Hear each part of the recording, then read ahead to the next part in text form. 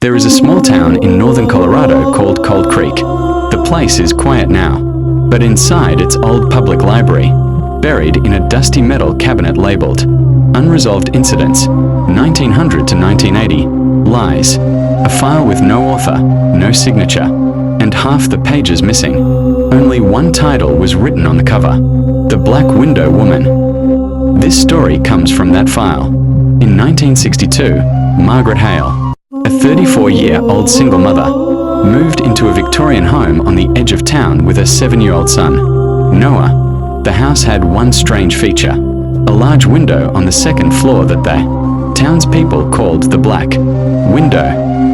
Even at noon, bright sunlight, blue sky, that window always appeared dark, black, as if there was no light inside the room at all. Some locals warned her, "Don't use the room behind that window." But Margaret didn't believe in ghosts or stories until the first night, at around 11:45 p.m. While cleaning up after dinner, Margaret felt someone watching her. She looked up and froze.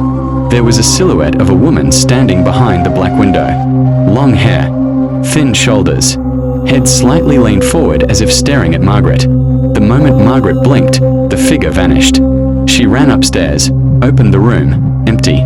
But the window glass was fogged up, like someone had just exhaled against it. The next night, the figure appeared again. This time the head tilted further, almost unnaturally far. As if curious, Margaret sprinted upstairs again. The room was freezing cold. She saw wet footprints leading from the window to the corner of the room, but no one was there. Every night at 3:03 a.m., Margaret heard footsteps upstairs, slow, heavy, deliberate, like someone pacing back and forth.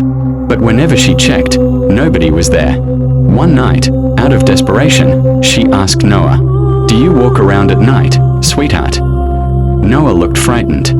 "No, but the lady in the window does." Margaret's heart nearly stopped. "You've seen her?" Noah whispered, "Yes, she comes out of the dark window.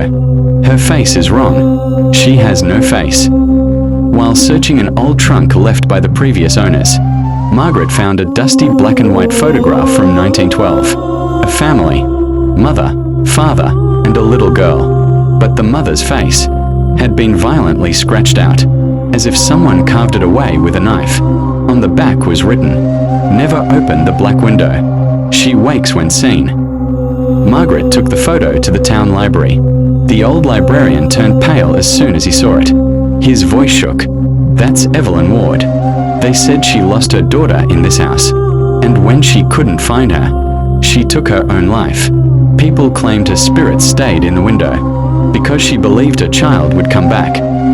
Then he said something Margaret never forgot. "If she thinks a child is hers, she will not stop until she takes it."